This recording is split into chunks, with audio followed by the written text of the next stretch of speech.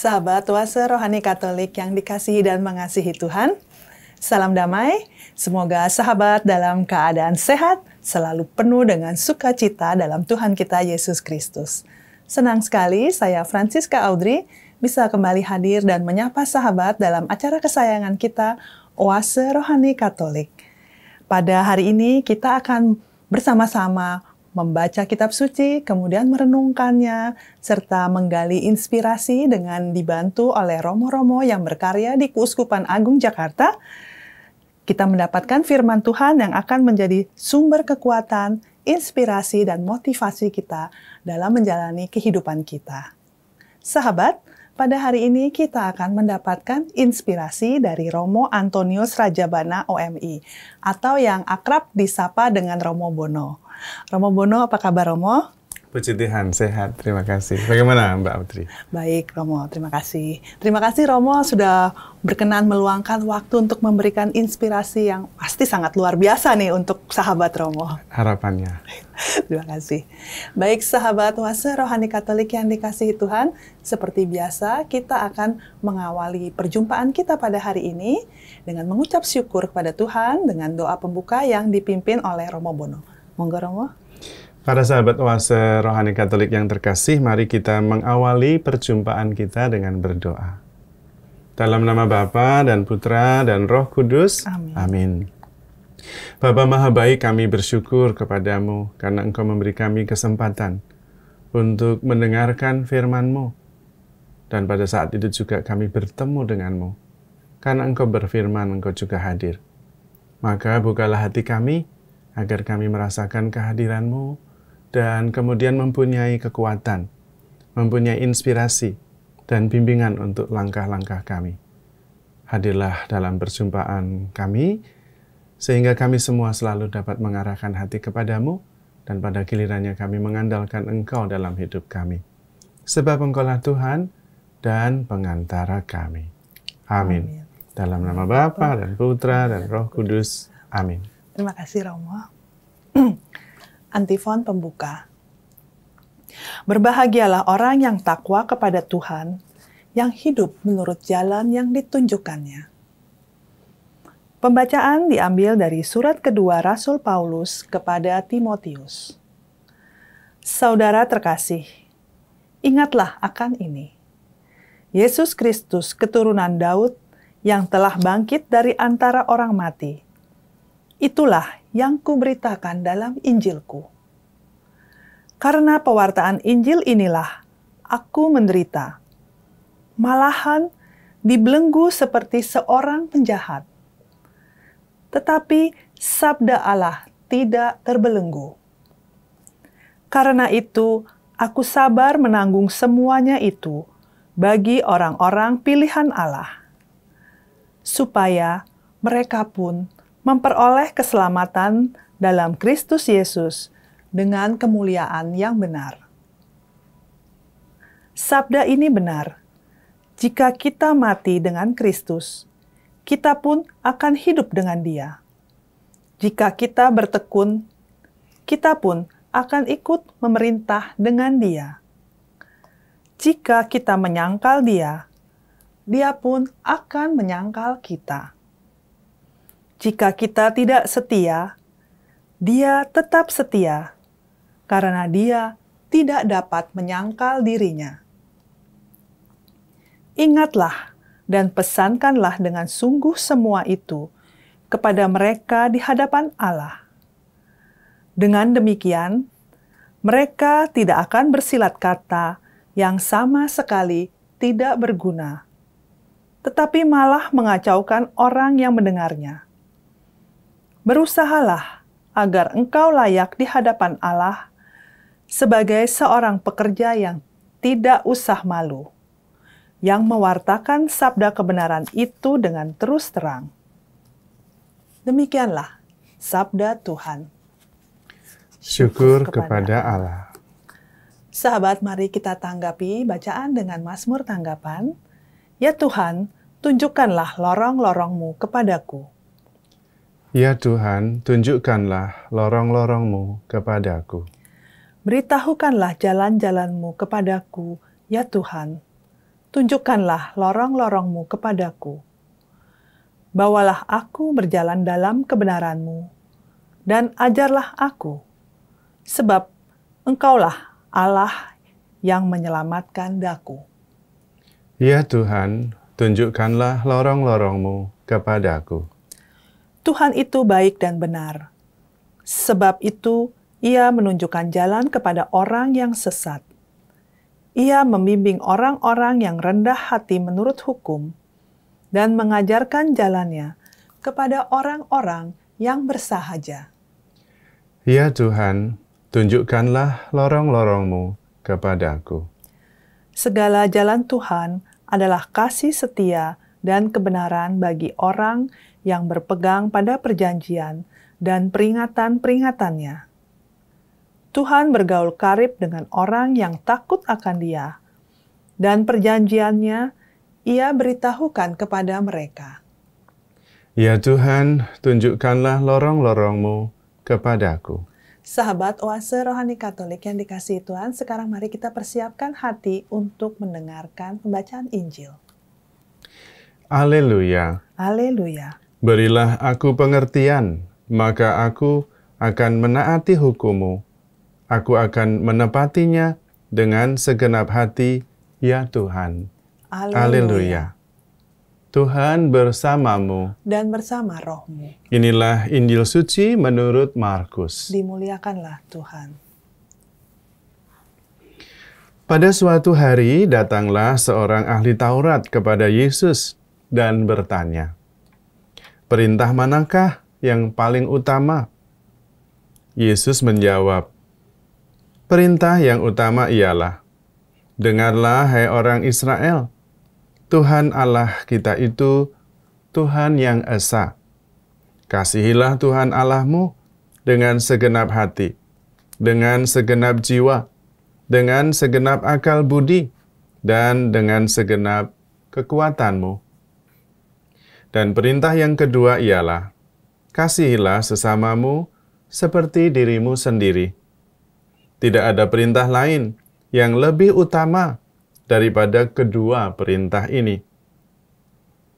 Berkatalah ahli Taurat itu kepada Yesus, "Guru, tepat sekali apa yang kau katakan, bahwa Dia itu esa, dan tak ada Allah lain kecuali Dia.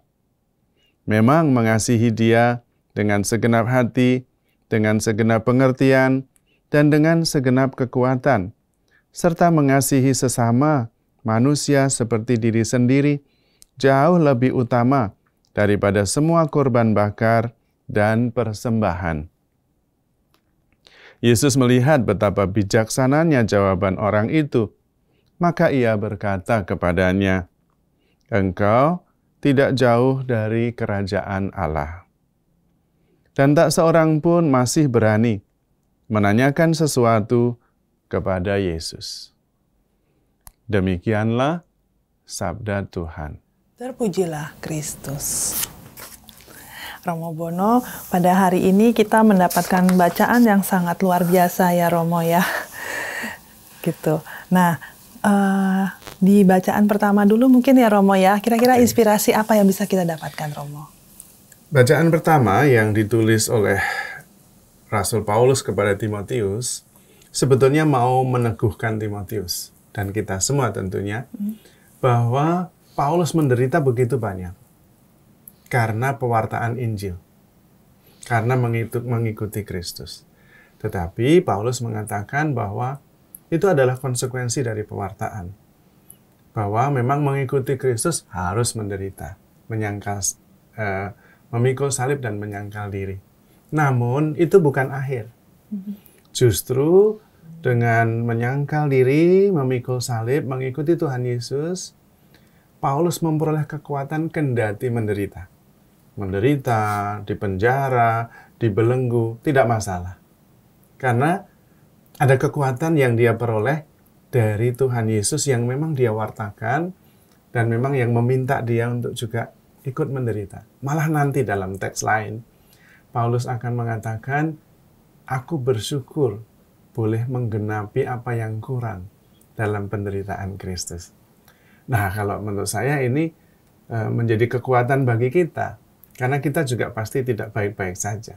Anda menderita-menderitanya juga gitu. Pasti ya Romo. Tetapi menderitanya kemudian menjadi lebih punya kekuatan gitu. Itu sebetulnya yang dikatakan kepada Timotius. Jadi kalau you menderita, Timotius jangan khawatir. Memang konsekuensinya gitu. Dan lebih berarti menderita karena Kristus daripada menderita karena yang lain. Nggak jelas ya Romo. Yang jelas itu gitu. Ya. Oke, baik. Jadi kita di sini juga diminta, jadi korelasinya dengan zaman sekarang ya tadi seperti kata Romo ya. Seperti itu. Jadi sekarang ini kita juga toh menderita dengan berbagai macam sebab ya. Entah karena kesalahannya sendiri, entah karena tekanan sosial, entah karena politik, masyarakat, whatever lah kita nggak tahu. Kita pasti ada menderita-menderitanya. Dan mungkin banyak juga. Ada karena kejahatan orang juga. Macam-macam lah. Tapi pada saat itu, kalau kita bisa mengartikan derita itu, atau juga kemudian mengikut sertakan dalam penderitaan Kristus, seperti Paulus, kemudian penderitaan itu bukan menjadi penderitaan yang sia-sia, tapi penderitaan yang bermakna. Dan menurut saya ini penting ya untuk para sahabat oase rohani Katolik yang mendengarkan, bisa menjadi kekuatan juga kalau memang menderita, it's okay. Dan kita bisa mempunyai dua sikap sebetulnya. Menolak atau menerima. Nah, kalau kita kemudian menerimanya, dan itu dipersembahkan, kemudian disatukan dengan penderitaan Kristus, menjadi sesuatu yang sangat berbeda.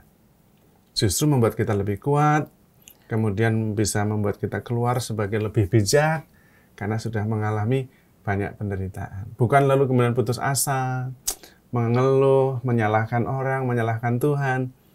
Berbeda kalau kita melihat derita dengan kacamata sebagai ambil bagian dalam penderitaan Kristus. Dan saya kira dalam zaman ini, atau zaman-zaman yang lain pun itu tetap relevan. Kalau kita berani menghadapi derita dengan sudut pandang iman ya. Seperti yang baru saja saya sampaikan. Ya, jadi dengan demikian penderitaan itu menjadi lebih ringan dan lebih berarti ya, lebih Romo, berarti, ya. Membuat kita tidak sia-sia menjalani semua derita ini. Ya, betul. Baik, Romo, saya ada sedikit yang mau saya tanyakan dari bacaan ini ya, Romo ya. Kalau dilihat dari ayat di 11, ya. Ini kan ada sesuatu yang menjadi kayak konsekuensi ya. Jadi di sini dikatakan adalah jika kita mati dengan Kristus, kita pun akan hidup dengan Dia. Jadi kita mendapat konsekuensinya. Jika kita bertekun, kita pun akan ikut memerintah dengan Dia. Jika kita menyangkal Dia, Dia pun akan menyangkal kita. Itu konsekuensi yang akan kita dapatkan gitu ya dari apa yang kita perbuat. Tetapi di ayat 13 ini ada sesuatu yang menurut saya agak aneh gitu ya, Romo. Jika kita tidak setia, Dia tetap setia karena Dia tidak dapat menyangkal dirinya. Ini maksudnya apa ya, Romo ya? Ya, pada ayat 11 dan 12 serta 13 ini sebetulnya masih pada hubungannya dengan menderita bersama Kristus. Kalau mengikuti Kristus itu baiknya gimana? Ya, itu yang pertama harus bersedia mati bersama Kristus. Karena kemudian kita akan hidup. Nah, itu menderita juga oke gitu. Mati juga tidak masalah karena kita akan hidup. Kemudian juga harus bertekun karena kemudian kita akan ikut memerintah. Tetapi kita tidak boleh menyangkal Dia, karena kita juga namanya menyangkal, ya kita juga akan disangkal juga. Tetapi kalau kita tidak setia, itu tidak bisa mengubah Yesus. Karena menyangkut pada identitas Yesus yang adalah kesetiaan itu sendiri. Kita nggak setia, ya Yesus tetap setia karena Dia adalah kesetiaan. Maka dalam hal kesetiaan justru itu menjadi harapan bagi kita. Kalau kita setia, kita akan menerima kesetiaan. Tetapi kalau toh tidak setia, kadang-kadang manusia itu kan ya setia, tidak setia gitu. Tuhan yang tetap setia. Justru karena itu identitas Tuhan. Dan di situ ada harapan bagi kita. Harapannya adalah anytime kita bisa kembali. Kapanpun Anda miring, balik lagi, no problem. Karena Tuhan akan selalu setia. Tidak pernah meninggalkan kita. Tidak pernah akan meninggalkan kita. Yang kedua adalah, karena itu adalah identitas Tuhan, apapun yang kita lakukan tidak akan mempengaruhi. Tapi harapan lain adalah bahwa apapun yang dijanjikan pasti akan dijalankan. Pasti akan terjadi. Karena Tuhan setia. Tuhan tidak pernah mengingkari janjinya. Nah, itu harapannya yang bisa menjadi kekuatan bagi kita ya. Orang yang percaya kepada Kristus itu dari pihak kita bisa menceng-menceng, anytime kembali Tuhan setia. Tapi dari pihak Kristus, apapun yang dijanjikan pasti akan dilaksanakan. Karena Tuhan setia. Tidak pernah dia janji-janji PHP saja. Tidak, dia adalah Tuhan yang memang sungguh-sungguh menepati janjinya, setia dengan janjinya. Nah, di situ maka kemudian konsekuensi, tapi pada kesetiaan tidak ada konsekuensi karena menyangkut identitas. Identitas Tuhan adalah kesetiaan. Kita tidak setia, Tuhan tetap setia. Kita nggak setia bukan kemudian Tuhan berubah jadi nggak setia. Karena dia adalah kesetiaan itu sendiri. Gitu. Maka dalam teks ini disusun begitu rapi, lalu pada bagian akhir Paulus menyimpulkan dengan identitas Tuhan. Supaya kita mengenal Tuhan lebih dalam. Itu maksudnya dari teks ini. Ya. Baik. Jadi mengerti deh Romo ya, karena kadang-kala kita pikirkan segala sesuatu ada konsekuensinya, apapun yang kita perbuat tuh ada konsekuensinya, tapi ada tetap satu hal yang paling penting bahwa Tuhan, apapun konsekuensi yang kita hadapi, kita terima, Tuhan tetap setia, Tuhan tidak pernah meninggalkan kita gitu. Betul. Ya Romo ya. Amin. Ya. Baik Romo. Nah kemudian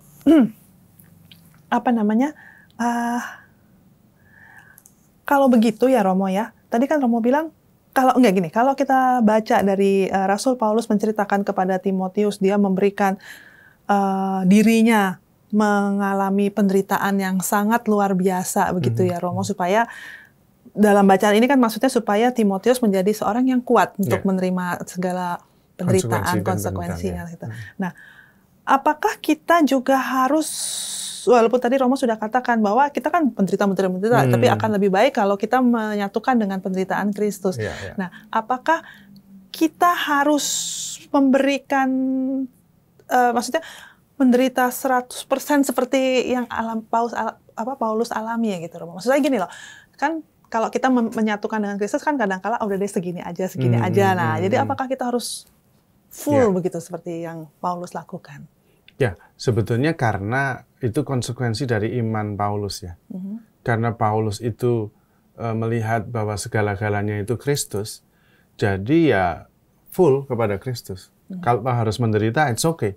Bahkan kalau harus mati, no problem. Karena memang bukan menyerahkan pada penderitaannya, tetapi pada Kristusnya. Dan kalau kemudian menyerahkan kepada Kristus tuntutannya sampai pada kematian, ya sudah. Karena bagi dia Kristus adalah segala-galanya.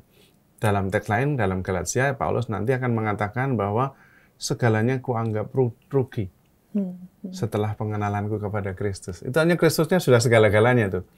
Maka kalau sepenuhnya 100%-nya kepada Kristus, bukan kepada penderitaan. Penderitaan adalah sebuah penderitaan saja, sebuah konsekuensi dari sepenuhnya kepada Kristus itu gitu. Tetapi kemudian melihatnya menjadi sebuah cinta. Karena kemudian kepada Kristus dan sepenuhnya kepada Kristus, kalau harus menderita, saya sabar dan ikhlas menanggungnya. Dan itulah cinta. Cinta itu berani menanggung konsekuensi dari tindakannya. Dan di situ, kalau bagi kita dalam hidup bermasyarakat, sebagai umat, kalau kita mempunyai satu yang membuat kita berarti dan membuat kita mengarahkan seluruh hati kita ke sana, menderita pun menjadi lebih ringan. Karena kemudian tadi, menderita pun menjadi berarti, bahkan menderita pun bisa menjadi ungkapan cinta. Dan itulah salib. Tanda cinta Tuhan ya salib itu. Karena dengan salib itulah nyata tindakan dan keberpihakan Tuhan kepada kita. Kalau orang Korea tanda cintanya itu begini-begini, kalau orang Eropa itu begini-begini, kalau tanda cinta Tuhan ya salib. Salib itu tanda cinta Tuhan. Dan itulah karena itu kita berani menderita, karena penderitaan kemudian bisa menjadi cinta ketika kita tanggung dengan ikhlas sebagai fokus dan pilihan kita kepada Tuhan. Ya, baik, Romo. Nah, oleh karena itu kita melakukan segala sesuatu itu dengan ikhlas dan penuh cinta ya, nama yang nanti kita akan bahas di bacaan yang kedua ya Romo di bacaan Injil ya Romo ya. Nah, tapi Romo sudah mulai nyinggung-nyinggung sedikit gitu. Gitu.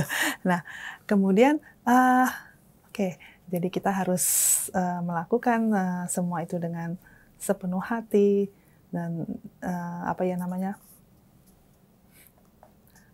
ikut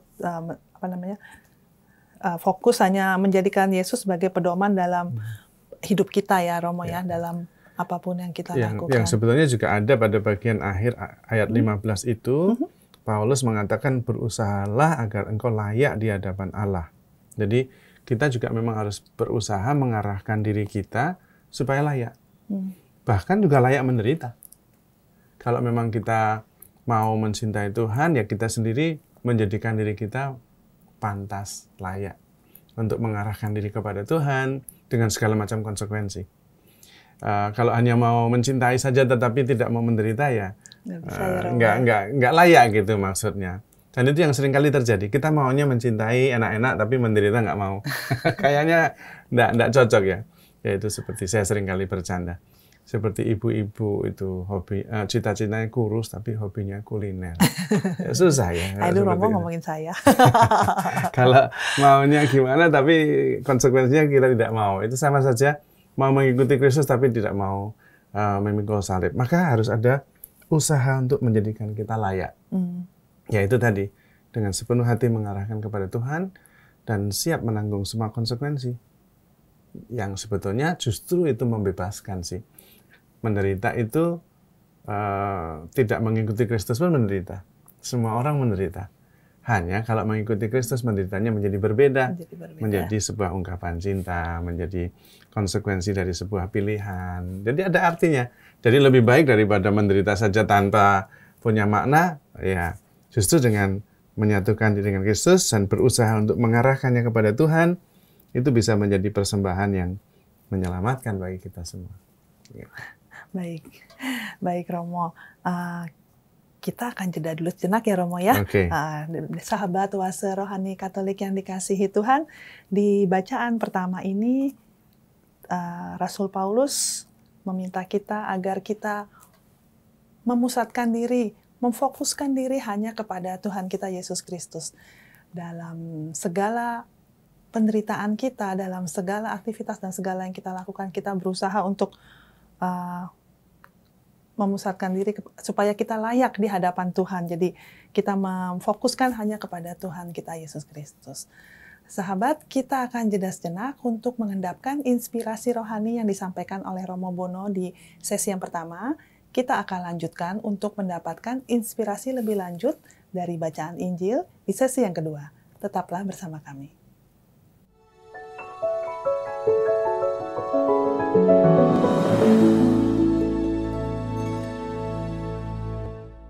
Sahabat Oase Rohani Katolik yang dikasihi dan mengasihi Tuhan, terima kasih sahabat masih dengan setia mengikuti acara kami Oase Rohani Katolik edisi hari ini. Bagi sahabat yang ingin mengirimkan saran atau mungkin mau sharing iman, silahkan mengirimkannya melalui email ke orkkaj2021@gmail.com atau dapat mengirimkannya melalui pesan WhatsApp ke nomor 0881 0251 33438. Masih bersama dengan Romo Antonius Rajabana OMI dan saya Francisca Audrey. Sahabat, mari kita lanjutkan menggali inspirasi lebih dalam dari bacaan pada hari ini. Romo Bono di bacaan pada hari ini, tadi Romo sudah sedikit menyinggung mengenai masalah kasih ya, mengenai masalah cinta. Tapi sebelum kita lanjut ke bacaan Injil, mungkin Romo bisa menyimpulkan apa tadi yang pesan-pesan yang Romo sampaikan di sesi yang pertama. Baik, terima kasih. Pada bagian yang pertama, memang Paulus mau membesarkan hati Timotius. Tetapi intinya adalah kalau mewartakan Injil harus didasarkan pada cinta yang mendasar.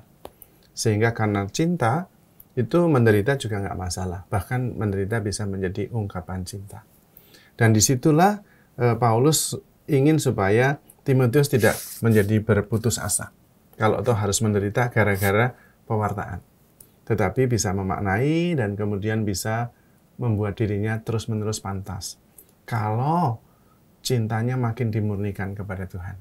Dan itu kemudian kita akan melihatnya karena dalam bacaan Injil itu menjadi cinta kepada Tuhan, menjadi sesuatu yang utama. Ya, dan itu yang bacaan pertama kemudian menuntun dan mengarahkan kita untuk masuk pada misteri kasih yang ada pada bacaan Injil yang akan kita renungkan dari Injil Markus.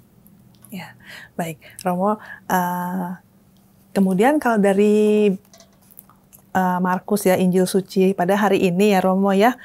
Nah, kalau nggak salah, ini kan Tuhan Yesus meringkas dari 613 hukum Taurat menjadi 2 hukum Taurat yang terutama ya Romo ya. Nah, inspirasi apa yang bisa kita dapatkan Romo? Ya, di sini justru mau memberikan kita sebuah kejelasan. Seringkali ada begitu banyak hukum, seringkali ada begitu banyak peraturan, juga ada begitu banyak pilihan dalam hidup ini, tapi membuat kita bingung sebetulnya yang mana sih yang paling penting. Nah, kalau kita mengalami kebingungan karena ada begitu banyak pilihan, kita kembali pada prinsip-prinsip dasar. Perintah yang utama itu ya perintah cinta. Mencintai Allah dengan segenap hati, dikatakan itu, segenap jiwa, segenap akal budi, dan segenap kekuatan. Kemudian mencintai sesama seperti diri sendiri. Dan ini sebetulnya Tuhan Yesus mengajak kita untuk memahami cinta yang sebenarnya. Memang cinta seharusnya sepenuhnya ya. Karena cinta itu mempunyai kualitas tiga kualitas. Tak terbagi. Itu artinya fokus, satu, sepenuhnya, satu. Kalau terbagi-bagi ya bukan cinta. I love you. Nah, artinya bukan cinta itu. Maka itu harus tak terbagi. Kemudian tanpa batas waktu. Karena memang cinta itu tidak mengenal batas waktu. Cinta ya cinta. Tidak bisa, saya mencintaimu ya, tapi 10 tahun aja. Enggak ada cinta begitu. Cinta ya cinta. Tidak ada batas waktu. Kemudian tanpa syarat. Cinta itu segenap hati, segenap tenaga, tanpa syarat apapun. Tidak bisa mengatakan saya mencintaimu, tapi kamu harus begini. Enggak ada. Karena itulah perkawinan didasarkan pada cinta yang benar ini. Hanya kadang-kadang tidak dipahami bahwa cinta itu ya segenap hati, tanpa syarat, tanpa batas waktu. Maka tidak ada perceraian. Tidak ada perceraian. Dalam arti cinta sendiri tidak dimungkinkan. Dari artinya sendiri udah nggak mungkin sih cerai gitu. Karena tanpa syarat, tanpa batas waktu, dan itulah anugerah terbesar sebetulnya bagi kita sendiri karena bisa mencintai sebesar itu, tetapi juga menerima cinta yang sebesar itu. Persoalannya adalah seringkali orang pada waktu menikah itu hanya janji saja, tapi tidak menyadari yang dimaksudkan. Kita hanya ada ungkapan dalam bahasa Latin, nemo dat quod non habet.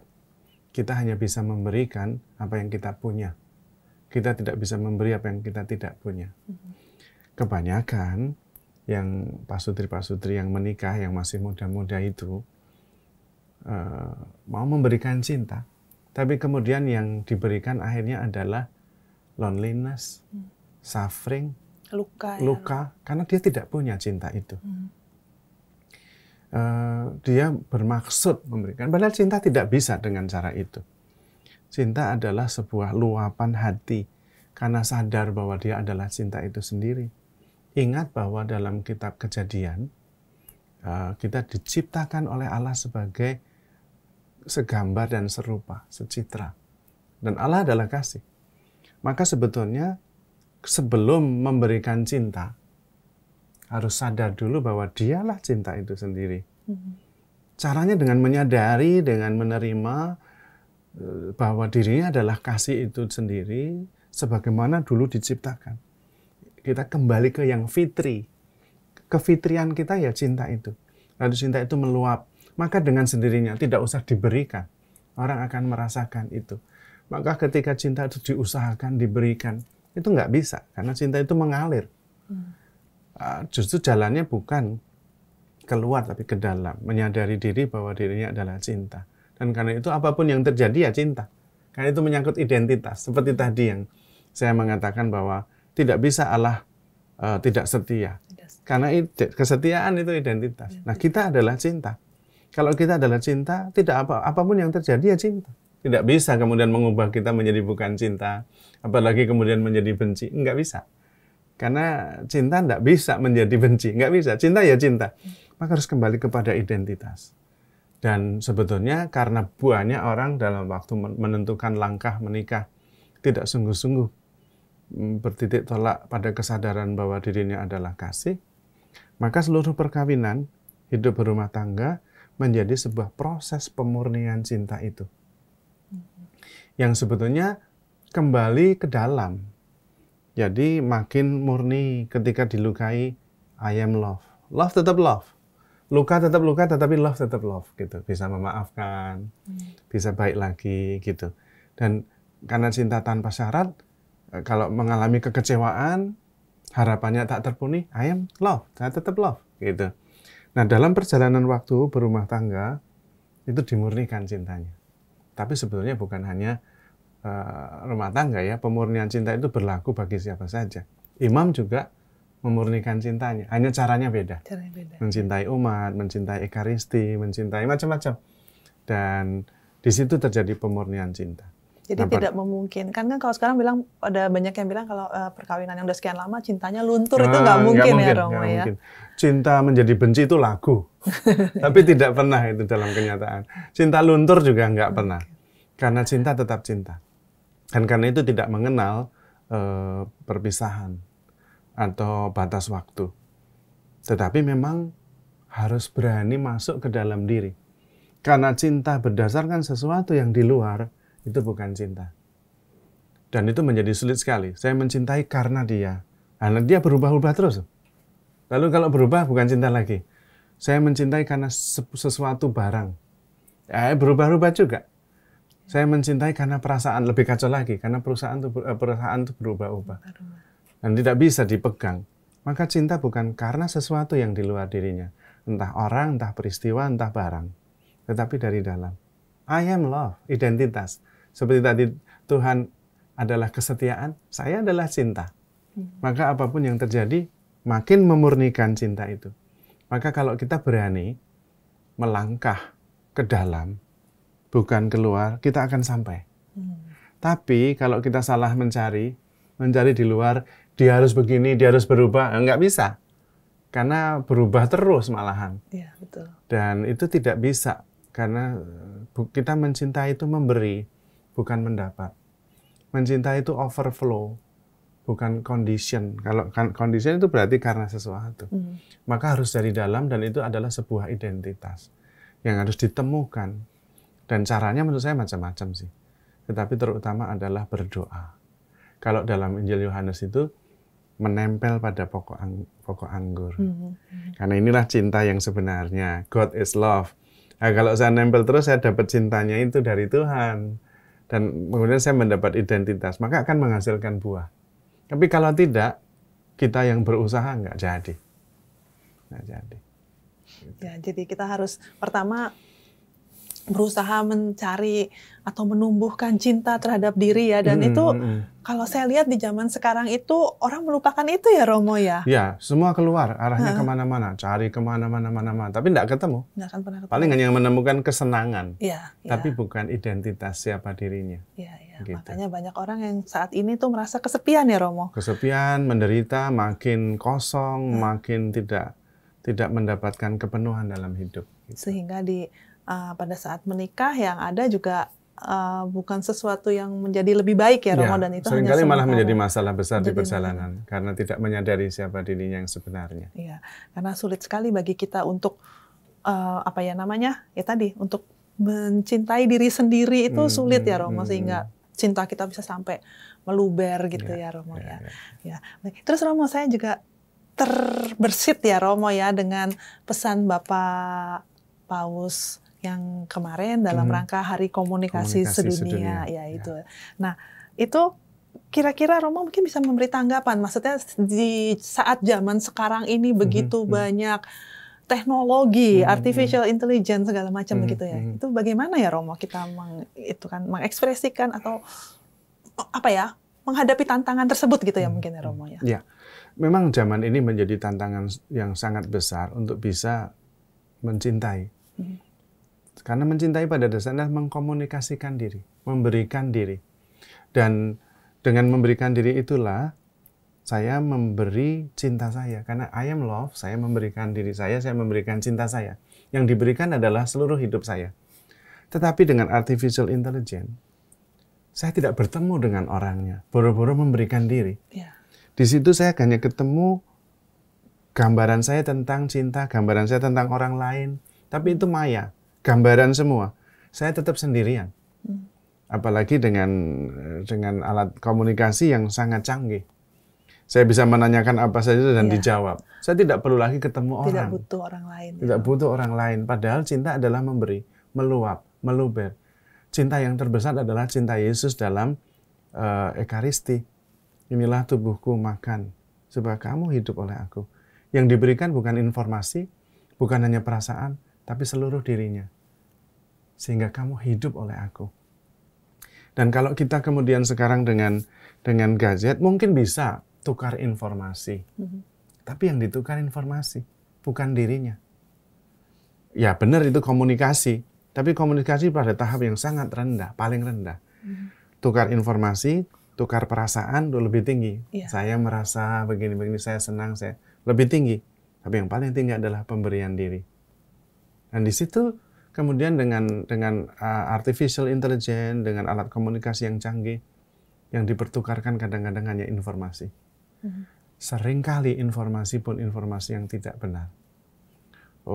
Di Instagram atau foto misalnya, foto bagus padahal itu hanya teknik foto. Di dalam kenyataannya tidak bagus sama sekali. Benar-benar. Artinya informasi yang mengandung hoax juga tidak sepenuhnya. Itu padahal tahap yang paling rendah. Dan itu kemudian seolah-olah sudah berkomunikasi. No, berkomunikasi harus sampai pada yang paling tinggi, yaitu pemberian diri. Itu artinya sederhananya adalah peduli. Dan harus face to face gitu ya Romo ya. Nggak bisa melalui artificial intelligence atau teknologi atau apapun tuh nggak bisa, harus benar-benar nyata. Karena itu pemberian diri, yang diberikan dirinya. Maka sederhananya ya peduli, terlibat. Kalau saya tidak peduli dengan Anda ya jangan bilang cinta lah. Jangan bilang komunikasi, orang peduli aja enggak kok gitu. Saya nggak terlibat, ya jangan bilang cinta lah, nggak terlibat. Cinta itu terlibat, peduli. Bukan kepo loh ya, tapi terlibat dan peduli. Kemudian apa yang bisa saya berikan, saya akan berikan. Dan itulah komunikasi, itulah cinta. Maka sangat relevan antara pesan Bapak Suci dalam Hari Komunikasi Sedunia dan juga Injil hari ini. Ya, baik Romo Bono, inspirasi yang sangat luar biasa Romo. Jadi meneguhkan kita bahwa kita diberikan oleh Allah satu yang sering kita lupakan, yaitu cinta ya. Kita memiliki cinta itu tersebut ya. Nah, Romo mungkin bisa memberikan mungkin kesimpulan atau pesan-pesan bagaimana yang apa yang harus kita lakukan dalam keseharian kita, Romo. Baik. Memang dalam hidup kita itu ada begitu banyak tantangan, ada begitu banyak penderitaan, ada begitu banyak keruwetan, sampai-sampai kita tidak tahu mulainya harus bagaimana, dari mana memperbaiki. Tapi Injil hari ini, bacaan juga yang pertama, memberi sebuah langkah awal, yaitu kita mulai dengan mencintai. Dan mencintai itu bisa terutama dengan menyadari diri bahwa saya adalah cinta itu sendiri. Supaya kemudian saya merasa nyaman, saya merasa bahagia, dan meluap cinta itu kemana-mana. Kepada Tuhan dan kepada sesama. Bahkan kalau harus mengalami penderitaan, itu bisa menjadi sebuah salib yang menjadi ungkapan cinta juga. Nah, ini adalah sebuah bantuan kepada kita semua. Kalau kita menghadapi begitu kesulitan, begitu besar, kembali saja kepada diri sendiri, hening dan sadar, I am love. Sayalah cinta. Yang kemudian itu bisa meluap dan mengalir. Dan dari situ kemudian ketemu jalannya. Akhirnya juga cinta kepada Tuhan dan cinta kepada sesama. Mau keruwetan hukum yang tidak beres, situasi ekonomi, tapi kita tetap mempunyai kekuatan besar, yaitu jati diri kita yang adalah kasih itu sendiri. Kita bisa mengasihi, kita bisa peduli, kita bisa terlibat. Dan dengan cara itu kita menemukan jalan untuk menciptakan kehidupan yang lebih baik, lebih membahagiakan juga. Mungkin juga dengan cara tadi yang Romo katakan ya, meditasi Yesus salah satunya ya Romo ya. Salah satu untuk bisa menyadari cinta ya meditasi, menyadari diri bahwa saya adalah kasih dan saya begitu dikasihi oleh Tuhan. Karena itu punya kekuatan juga untuk mengasihi. Dengan duduk hening, menyadari cinta Tuhan itu adalah kekuatan besar. Ya, zaman sekarang sulit Romo, orang duduk hening ya Romo ya. Mereka sukanya yang hura-hura, yang gimana gitu ya. Baik sahabat Oase Rohani Katolik yang dikasihi Tuhan, demikian sesi kita untuk pada hari ini. Dan seperti biasa kita akan menutup perjumpaan kita pada hari ini dengan doa penutup dan berkat dari Tuhan melalui Romo Bono. Silakan Romo. Baik, para sahabat Oase Rohani Katolik yang terkasih, mari kita mengakhiri perjumpaan kita dengan doa dan mohon berkat Tuhan. Allah Bapa Maha Baik, kami bersyukur kepadamu karena Engkau setia, mengasihi dan membimbing kami. Sehingga dalam keruwetan kehidupan kami sehari-hari, kami tetap menemukan setitik cahaya di dalam firman-Mu yang selalu menuntun dan mengarahkan kami kepada masa depan yang lebih baik. Kami mohon Engkau menyertai kami dengan berkat kasih dan kuasa-Mu, sehingga kami mampu menyadari diri sebagai kasih yang sepenuhnya mengasihi-Mu dan mengasihi saudara-saudari kami.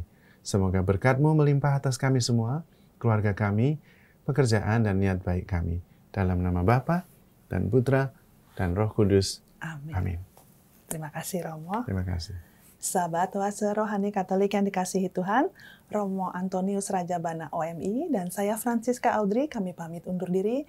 Terima kasih atas kebersamaan kita. Kita akan jumpa kembali di sesi-sesi yang mendatang. Selamat berbagi kasih kepada orang-orang yang kita kasihi, kepada orang-orang di sekitar kita. Sampai jumpa.